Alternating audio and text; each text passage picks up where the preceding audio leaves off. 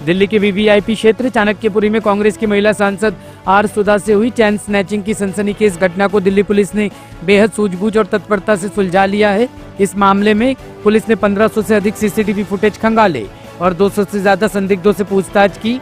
कई दिन की मेहनत और जांच के बाद आखिरकार पुलिस ने आरोपी को पकड़ लिया और उसके पास से छीनी गई सोने की चैन, वारदात के वक्त पहने कपड़े और इस्तेमाल की गई स्कूटी भी बरामद कर ली है।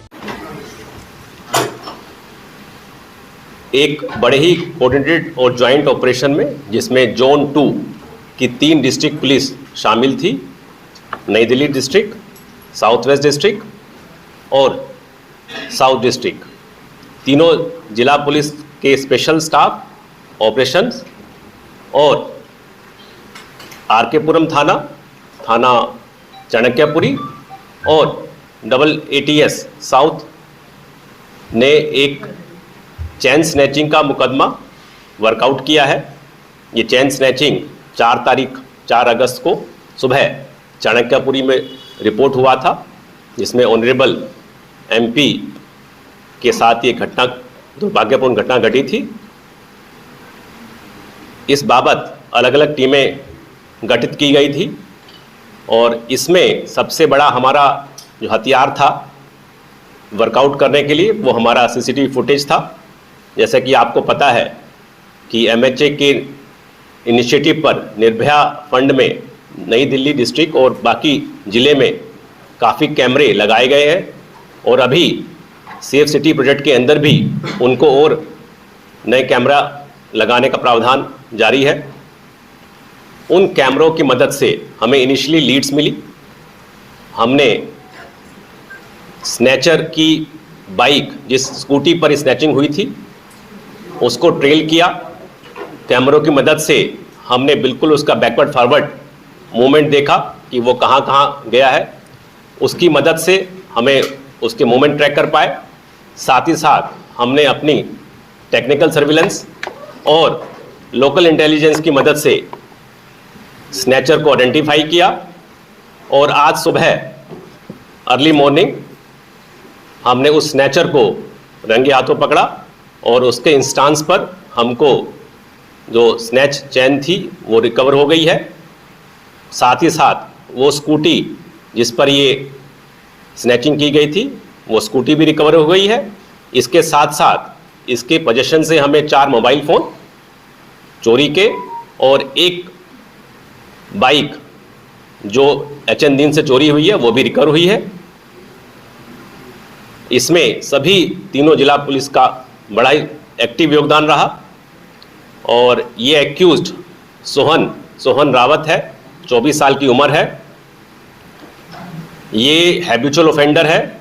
इस पर 26 मुकदमे दर्ज है और लास्ट ये अप्रैल 2025 में अंबेडकर नगर थाने में व्हीकल चोरी के मुकदमे में बंद हुआ था और अभी फिलहाल 27 जून को ही ये बेल पे बाहर आया था।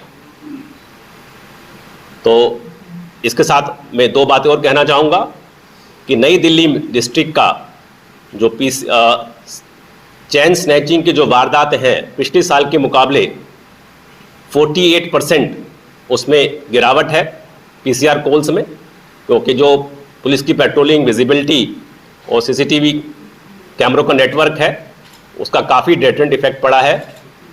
साथ ही साथ डिटेक्शन रेट है नई दिल्ली डिस्ट्रिक्ट की, वो 83% है। इस साल 17 में से 14 मुकदमे वर्कआउट हैं, जिसमें कि हमने स्नैचिंग की जो भी आर्टिकल हो, चाहे मोबाइल फ़ोन हो या चेन हो, उसको रिकवर किया है। सर जो खबर आई तो पूरी, क्योंकि जो मेंबर ऑफ पार्लियामेंट है उन्होंने पत्र भी लिखा था मिनिस्ट्री को, उसके बाद तमाम चैनल्स पर ये अखबारों में खबर थी, तो क्या इस आरोपी को पता चल गया था कि इसने जो है मेंबर पार्लियामेंट की चेन छीनी है? क्या कहीं छुपने की कोशिश या फरार होने की? इसने छुपने की कोशिश की थी, बट जो कि मीडिया पर था तो इसको आभास हो गया था। बट जैसा कि हमने अलग अलग टीमों की मदद से इसको हम एक्टिवली ट्रेल कर रहे थे और उसी का नतीजा है कि ये हमने विद इन 48 आवर्स इसको वर्कआउट कर लिया। सर, जिस प्रकार MP मैडम की जो चेन स्नैचिंग हुई, उस पर पुलिस ने बड़ी मुस्तैदी से कार्य करते हुए इसको बहुत जल्दी वर्कआउट कर लिया। सर क्या आम जनता की भी अगर ऐसा होता तो पुलिस इतनी जल्दी वर्कआउट करती है? यही मैं आपको बताने की कोशिश कर रहा हूं कि अगर आप डाटा देखें, नई दिल्ली के 83% डिटेक्शन रेट है और साउथ जिले की मैं बात करूं 65% वहां भी वर्कआउट है। तो ये कहना कि ये क्योंकि एक ऑनरेबल एमपी का केस था इसलिए पुलिस हरकत में आई, ऐसा नहीं है। हमारे लिए कोई भी व्यक्ति हो जिसकी स्नैचिंग हुई है, जिसका वारदात हुई है, उसके साथ हम खड़े हैं और हमारा भरपूर प्रयास रहता है कि जल्द से जल्द उस वारदात को सुलझाएं और उसमें कामयाबी हासिल करें। सर स्नैचिंग की वारदात में स्नैचिंग की वारदात में इससे पहले भी इतनी बड़ी पुलिस की टीम बनी है, जैसा कि आप कह रहे हैं कि आप लोगों के लिए आप वैसे ही केस वर्कआउट करने की कोशिश करते हैं, क्या इतनी बड़ी टीम एटीएस, लोकल पुलिस और 3 जिले साथ में काम करें? क्या इससे पहले किसी स्नैचिंग की वारदात में इतनी बड़ी टीम आपने कभी बनाई सर? जी, अगर आप इसका वारदात देखें, ये वारदात जो हुई है वो बेसिकली साउथ वेस्ट और नई दिल्ली का बॉर्डरिंग एरिया हो जाता है और उसके बाद इमीडिएट बाद जो हमें इसकी ट्रेल मिली वो साउथ वेस्ट की तरफ मिली। तो जाहिर है कि अगर वो साउथ वेस्ट में अगर एंटर किया और साउथ वेस्ट के हमें लीड मिल रही है तो साउथ वेस्ट की टीम को शामिल करना लाजमी था, तो इसलिए साउथ वेस्ट की टीम भी शामिल हुई।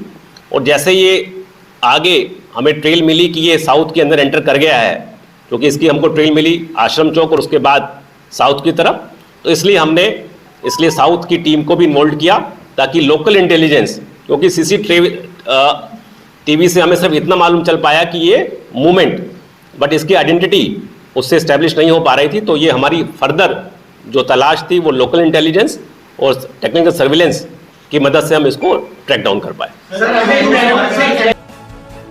HS24 न्यूज ब्यूरो के लिए दिल्ली से हेमंत कुमार की रिपोर्ट।